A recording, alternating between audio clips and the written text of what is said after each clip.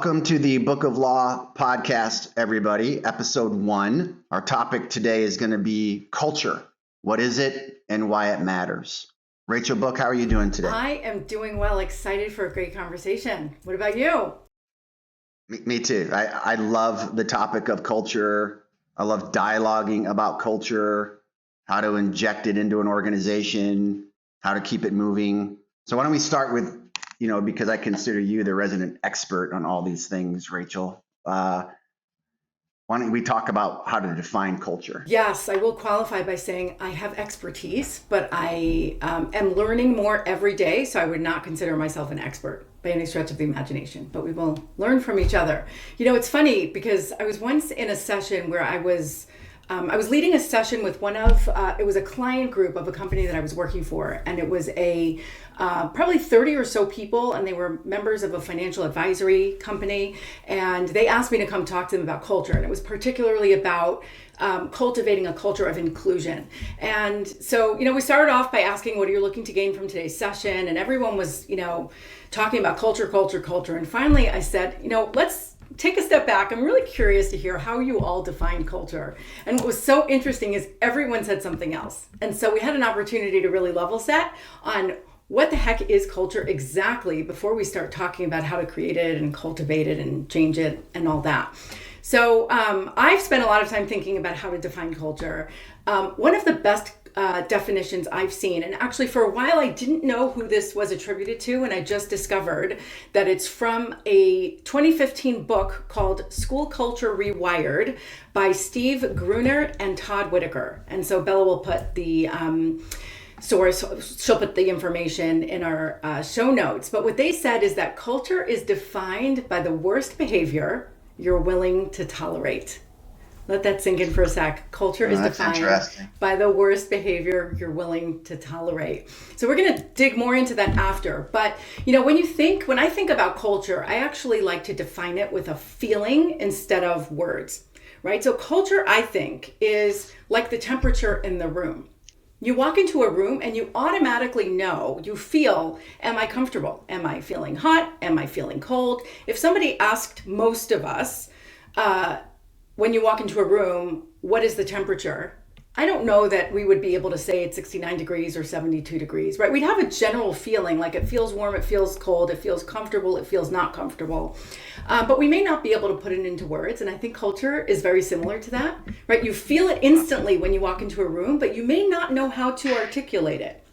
The other nuance, if you'll indulge me with my analogy on the temperature and that, if you change the temperature, right? If you walk into a room and it feels too cold and you go up to the thermostat or you go on your phone's app and you change the temperature, it's not going to become comfortable right away, right? How long does it take? If you come into a room and it's really cold and you move the temperature up to 70, it probably takes like an hour to come up to a reasonable temperature. Uh-huh. And just like culture, if your culture isn't great and you want to change it, it's going to take some time. The other nuance is everyone feels it differently, right? Three of us can walk into the same room. I might be cold, you might be warm, and somebody else might be fine. And culture is the same way. People experience it differently. Some people might say our culture is awesome. Others might say no, there's actually work we can do, or it's problematic.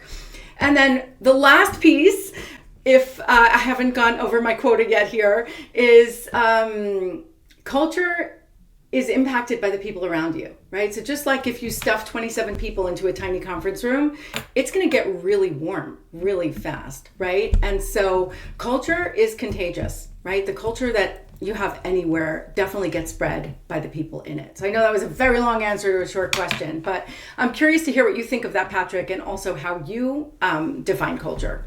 Rachel, that was awesome. That was a great overview. And no, you didn't take too much of your allotted time. People should hear more from you about this stuff. My commentary about hallmarks of bad culture or hallmarks of good culture kind of go way back. I mentioned in our episode 0, when we introduced each other, kind of where I became aware of culture was in 2005, 2006, after US Bank Corp acquired the business I was with, a company called GenPass Technologies. My 7 or 8 years before US Bank acquired GenPass were in really unique environments. that were high tempo, high speed, really focused on growth, not how the growth was happening, just growth, brute force, execution of product builds, product delivery into markets, onboarding, selling. I didn't really ever hear about the associate experience until I got to US Bancorp. It's not that those other places were bad. They were venture capital backed groups, private equity. One of the businesses went public while I was there, which is a large human talent drain. I don't mean that in a negative way. Just that's a lot of energy to take a company public. So I grew up in corporate America not thinking that the associate was center. Good, bad, or ugly. That's just my experience of that. I don't even know if I could have talked to someone like you, Rachel, about culture in 2005. I don't even know if I could have defined it. And I'll swing back to my time in the military and my time flying too in culture. But in the corporate America version, I didn't know what it was until US Bank. And they really did a really good job there, a really, really good job there of making sure that everyone understood that if the associate was in a good place and enjoyed the room temperature they had, then the clients felt that there was an extension of a person's behaviors internally that manifested itself externally. And clients wanted to be around organizations or prospects or vendor partners where the people were content in their environment. Because I don't think you could make anything a perfect culture for everybody because everyone has a different lens. Everyone has a different temperature they like. Think about bedding now. They're selling beds where one side of the bed can be hot and the other side of the bed can be cold. And that's a couple. Like they're sharing their life together. And now you can have different temperatures in a bed. Well, everyone has a different temperature setting they like. So I believe that the hardest leadership component that exists is navigating, driving, installing culture. Not just eliminating bad culture, but starting the process of culture because it's a muscle memory. Like remembering the people you're dealing with, whether it's a peer or a subordinate or a superior or whatever words you want to use to describe bosses and employees and coworkers. If everyone doesn't understand what their behaviors do to the temperature in the room, if there's not a version of self-awareness in all the individuals and there's not an attempt to help people get self-aware, which is going to be another episode, everybody, self-awareness that's coming up, then it's even harder to interject a good culture or eliminate a bad one. So an example for me would be like, you can almost overpraise people. And then is there a version of culture where everything is, oh, you're doing great. And you lose the ability to have a hard conversation with someone. And then people get confused. Well, I don't want to upset someone. Like I don't want to upset someone. That's a hard thing to do, right? Is to have a hard conversation with somebody. And is it going to ruin the culture? No. Like part of a good culture is where you can have open and honest dialogue and a feedback loop with each other, where you can help the individuals grow. You're adding to their personal toolkit of their professional behaviors with clients, with each other, keeping your word. I always found it fascinating, the phrase undercommit and overproduce. There was a customer in New Mexico that I experienced way back. It was called See You Anytime. It was an ATM network, and they had great relationships with credit unions in that area that we were servicing. And the guy that ran the place would tell me all the time, Patrick, just keep your word. Your culture should be that your company keeps your word. If you're going to tell me you're going to execute this thing by this date, do it. And if you can't, tell me early, fail fast, inspect what you expect, undercommit and overproduce. There's a version of culture in those kinds of words and those kind of professional behaviors within organizations, with each other, and externally. And I think people take that for granted a lot while they're in the middle of trying to figure out whatever culture they're in. Just start with the basics, like keeping your word. And in a place that makes it hard to keep your word. Corporate America is hard to keep your word because there's so many parts and there's so many pieces and there's so many different teams navigating the environment together. It's hard to keep your word. Think about a sales organization out in the market representing to existing clients or prospects something that we want to do with them. It only takes one moment to ruin months or years of work of building rapport if you don't keep your word and you don't execute and you don't keep your promises. So that's a version of culture, like keeping your word. My family motto is talk is cheap. It takes money to buy whiskey. Like people have heard me say that for a long time. Don't be an organization that just talks. You have to execute. That's the pouring of the whiskey. That's a version of culture.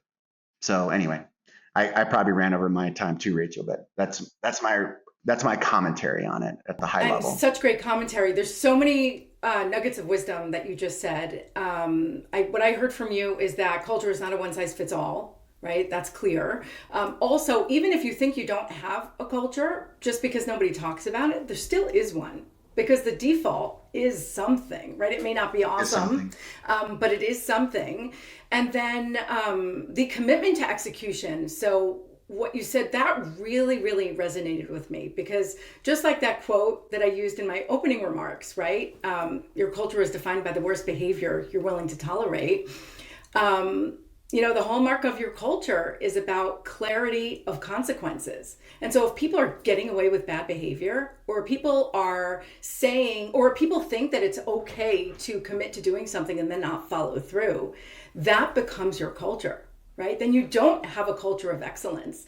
And I think that works well in families also, right? So how many parents do you know that, you tell your kid like, hey, if you do really well on your test, I'm going to, I don't know, buy you a car or take you to Disneyland. And then, you kind of forget. Or on the flip side, if you show up late after your curfew, or if you forget to take out the trash, then I'm going to, reduce your screen time, or I don't know, something like that. And then you don't follow through. Well, how do the kids relate to that? They're sort of like, oh, I can get away with it. Yeah, right. My parents promised me this. So actually, I don't know if I told you this, Patrick, but did I ever tell you about when I canceled my son's birthday party? No. His face, he's like, how do you cancel a birthday? Yeah, so my son was like 5 years old. I think he was around 5. And I don't remember the exact circumstance, but I remember that there was something that he was doing. And I said, if you do that again, there's going to be consequences, right? And obviously it was something age appropriate. And then finally I said, if you do this again, or like if you, I don't know, hit your brother, or I don't know, something like that. I said, I'm going to cancel your birthday party. And he did it again. And I canceled his birthday party. So I obviously didn't tell everyone the reason. I think I sent out some generic email that said, oh, we need to reschedule. But he was shocked. And it really stuck with him. And he knows now, he's 16 now, he knows that I'm serious. Like if I say I'm going to, I don't know, reduce your screen time, or, he's a great kid. So we really don't have to have any of these. Look, accountability is a large culture component. Yes. I've said for years that, sorry to interrupt you real quick, but I've said for years to people that I've worked with that don't leave bad actors around. And there is a school of thought that it's not very appropriate. And this is the beauty of Rachel and I, right? Like we're a bit of an odd couple in that regard. I'm a little more rougher on the edges than she is, so everybody bear with me. But don't leave bad actors around. It's better to remove them from an environment and go down a head count, which may delay some things or some work won't get done.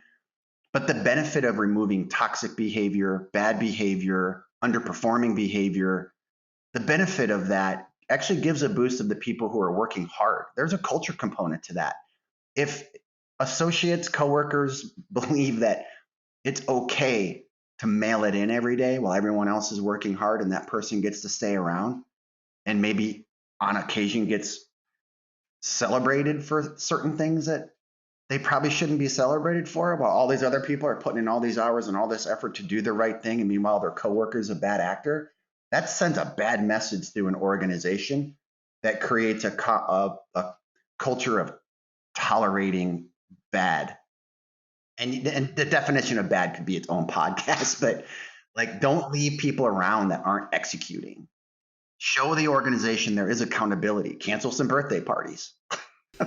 Yeah, and it's because culture is contagious, right? So I think there's actually two nuances to that point, Patrick. One is when people are just not doing their job well, right? They're slacking off, they're lazy. So, as you know, I'm a student of psychology, and I learned that there's actually an official term for this. It's called social loafing.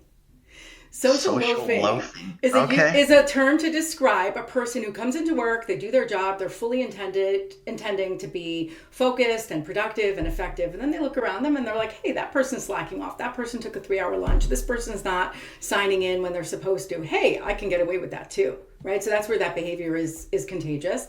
I think the other aspect, which is a little bit more toxic, is when you have someone who is awesome at their job. They may have very critical knowledge. They may be really bright. They may be accomplishing tremendous things, but maybe they're really mean to other people, or they're really disrespectful, or their behavior is inappropriate in whatever way. And I think that behavior, when it's tolerated, that has a tremendous impact on culture, because it lets everyone know that those behaviors are acceptable and there are no consequences. I once saw a comic, and Bill, I don't know if we can share this in our show notes, but the comic is Attila the manager. And it shows Attila, right, sitting in a corner office, behind a desk, and then it shows, darts in the back of a chair and people like feeling all scared. And then someone says, yes, but he gets results. So I think companies who are true to their culture, and if their culture has values like respect for each other, or whatever, right? Even if someone is your best employee and has all kinds of knowledge and everything, that should not continue to be acceptable. We'll touch on this in the self-awareness episode in the next couple of weeks. But earlier in my career, it was pointed out to me by a really unique organization through a series of interviews they did with staff that I had or coworkers I had, which is hard to hear your coworkers and staff talk about you. And it was recorded and played back to me. And it was, he's not very nice, but he gets a lot done. Like I've heard that in my career. That was the late 90s. In my first 4 years of leadership, I wasn't prepared. I wasn't ready. I already told you I worked in places where culture and associate experience wasn't important. Only results mattered, which we are a results-oriented society. Corporate America needs results, et cetera, but you can do it and be nice. And I think you and I were talking about that yesterday, weren't like, Yeah. it shouldn't be okay that you're not nice. And look, I still have my moments, but I've shaved off a lot of my rough edges over the years, or tried to. And one of the examples was when I was walking down the hallway, I'd look at my shoes.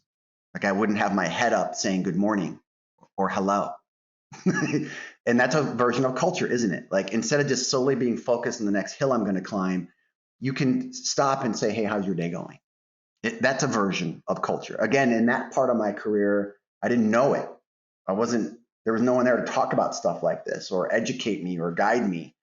That didn't happen until the US Bank days, as I referenced. So it's interesting that you called that out. I've actually heard that about me. Man, he gets a lot done, but be nice if you remember what my kid's name was. Like that's a version of culture. Yeah, and we'll have another conversation. I think it's on our topics list about how to have tough discussions with people, right? Because sometimes as managers and leaders, we need to give people tough news, and we need to tell someone that they're not doing well, or that they've lost their job, or something else. But we can do it in a way that still shows respect and sensitivity, right? Yeah. And I think one way to always do that is focus on the performance, not the personality, right? I think sometimes, it's even about culture. We focus so much on personality. How often have you heard someone say, oh, we can't hire Joe Schmo, they're not a culture fit, or they wouldn't fit into our culture? Have you heard that? So I always see that as code for bias. Right? And what I usually hear is sometimes it's actually extreme discrimination. Usually not, but sometimes. More often it's they wouldn't be fun to have a drink with after work. Right? And I've it's heard almost, that one. yeah, some people call it the beer test, right? They're not a culture fit, right? We should be thinking about culture ads, not culture fits. But, when you talk to someone, again, the hard part of the conversation, that's focused on what the business needs, you can still introduce your own personality and your own kindness. One of the best things I did over my career, or started to do years ago, it was also at US Bank, was I started having one-on-ones with everyone on the staff. Oh. Everyone. Didn't matter what level they were, what their job was, how many years in the seat they had, how many years in the company they had. I wanted to meet with everyone. and I stumbled upon it. It sounds so basic when I say it out loud. Yeah, you should meet with everyone. Well, at the time, the team was 450 people, and doing one-on-ones with 450 people is hard. But I had them on like a 14-month cycle to get through them all. And I was there long enough where I did it 3 or 4 times because it was a multi-year job. Sitting down and listening to what someone's day is like, not just from how the tools work or the customer interactions, but what their experience was with the room temperature is what I was really after. There was a time in my career I didn't know how to do that. But when I started doing those one-on-ones, I learned so much about what their lens is. I learned from a leadership perspective that my direct reports at the time, who were magnificent, I still talk to several of them, because I hold on to people I work with that I like. I want to be part of their life for longer than just our time together at work. But they would give me information that was sometimes filtered. Like, oh, he doesn't need to know that, or he doesn't need to know this, or he's too busy to worry about that, which maybe is true. But I wanted to understand better what it was like to do some of these jobs. And it turned into something of they would teach me how to do their job. Like these were jobs I did years ago, and now I'm the boss of those jobs. And there's a great story out of our Minneapolis office where the cash team was there that would order cash for ATMs. And I said, teach me how to do that. I did it years ago and it used to be in a spreadsheet. Now we have all these fancy tools and algorithms that we follow, and we're predicting the future of cash usage, but show me. And they taught me how to order cash, and because we held them accountable to like residuals, how much money comes out of the next load of Brinks showing up and putting the money in and coming out. And a 20-25% residual was the aspirational target. And so they gave me 10 ATMs and taught me how to do it. And I was horrible. I was last on the team. And they loved the fact that I sat down and wanted to learn how they do what they do. Not because I knew better than them. I just they were the experts at that point. Show me what you do. And it sent a message through the organization that the guy that holds the SVP title or whatever I was at the time isn't an expert in everything. And that's okay not to be an expert of everything. We should be continual learners. That's a version of injecting a culture of it's okay to not know everything. It's okay to make a mistake. And I made a couple, because back then you would call a phone number to order money. And instead of ordering $1 million, I ordered 10, which set off all kinds of alarms and everyone thought it was hilarious. They were able to save me from myself.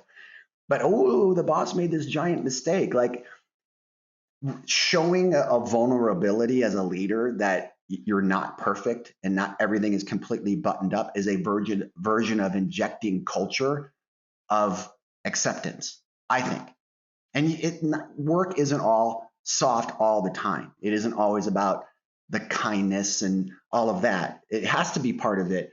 But there's another side of representing that we're human. And I think a culture of where it's okay to be human, that it's okay to make mistakes, actually drives a performance. And I saw it in real time, which is why I kept those meetings going year after year after year. I took phone calls in a call center. I was talking to clients. Like not a lot of people of rank, if you want to call it that, make the time to do stuff like that. And it sends such a nice message into the people that you care about what they do and that every tooth of the gear that's turning is important, that the machine works well. And again, whether you're a 3-month person or a 3-year person or a 30-year person, you want to be seen. I consider that a culture of inclusion. Like there's a tidbit for anyone listening, like whether you have a team of 10 or 10,000 or 100 or 1, get to know the people that work for you, even if it takes a lot of time, so they know you as a person. You're not just this name out of nowhere making decisions that impact their day to day. Like that's a version of injection of culture, of openness and transparency that I think a lot of orgs lack. And I try to do that. I did that when I came here, Rachel, if you know, like I tried to meet with as many people as I could. I still haven't gotten to everybody, but I want to hear what their day is like. And I think you can build culture from the ground up. I don't think culture is top down. I couldn't agree more. And I think what you described as feeling comfortable and safe, letting everyone know that you're not awesome at everything, because nobody really is creates a culture of psychological safety. If you haven't followed Amy Edmondson's work, you should.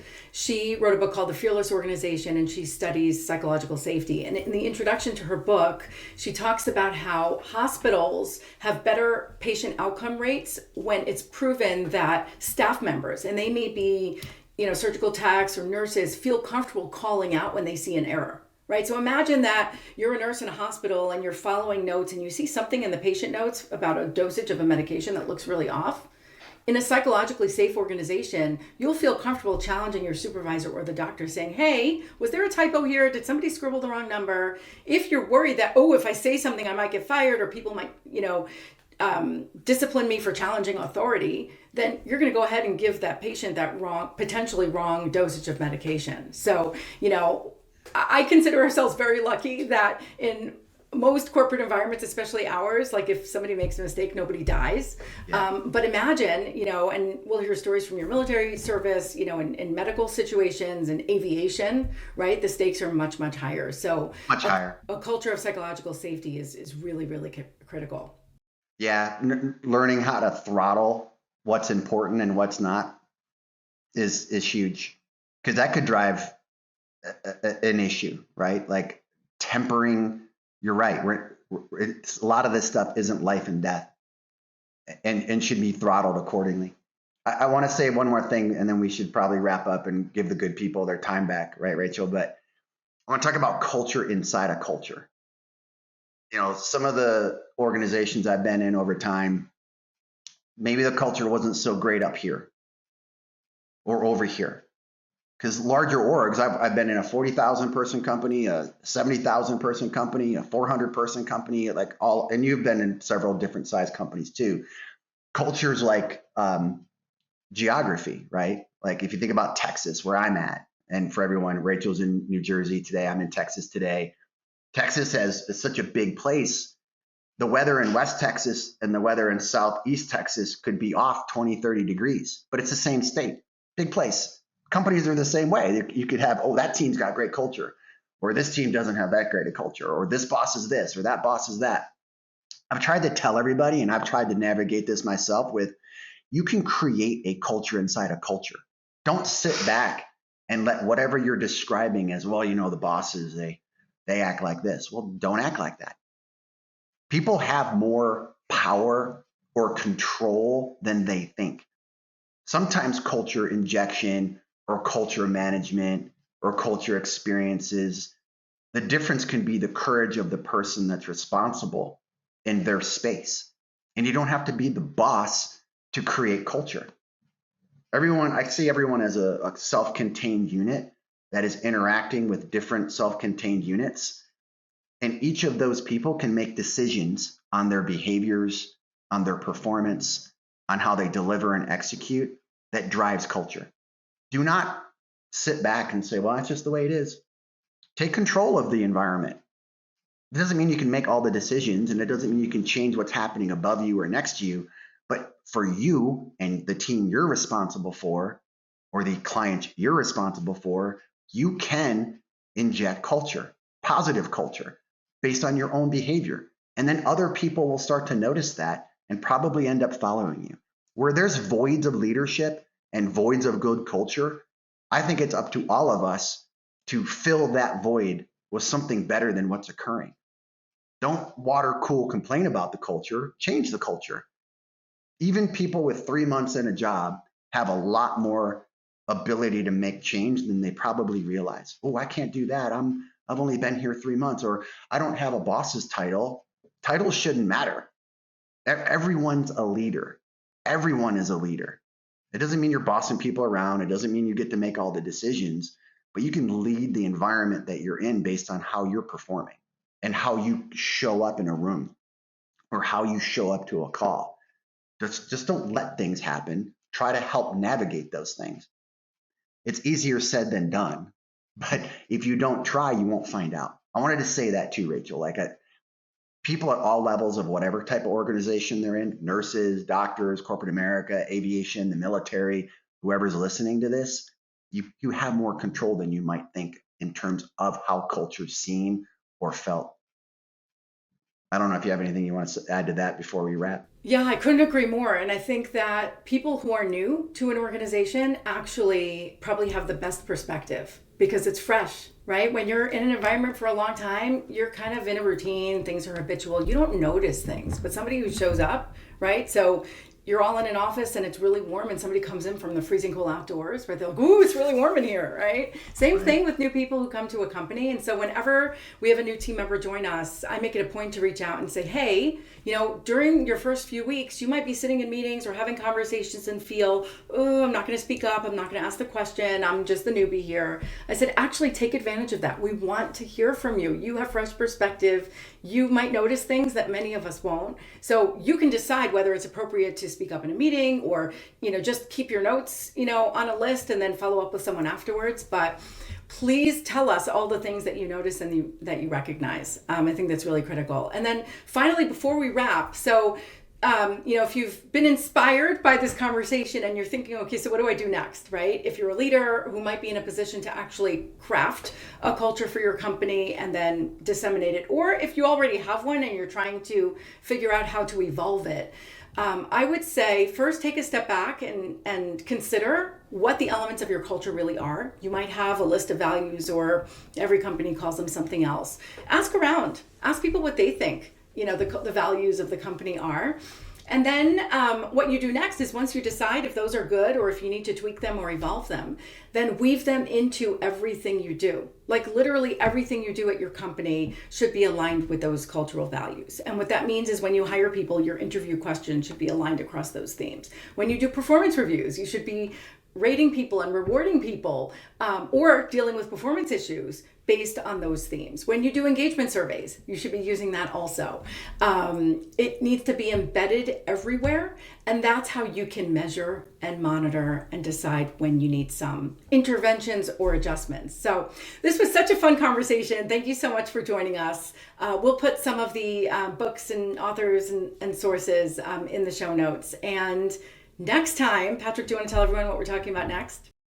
Episode 2 will be self-awareness. We're going to talk about who we are as people, how we as people show up at work, how what we bring with us impacts others, influences others, and how self-aware leaders, my humble opinion, are the best leaders. Because if you really know who you are, if you don't know who you are, how can you lead other people? Like, you have to understand yourself in order to get the most out of the groups that you're leading or working with. So Rachel and I are gonna go through a self-awareness journey. Mine was an interesting one. Rachel's had an interesting journey on that front from a leadership perspective. So I think it's gonna be a fun episode. That's what's coming next, guys.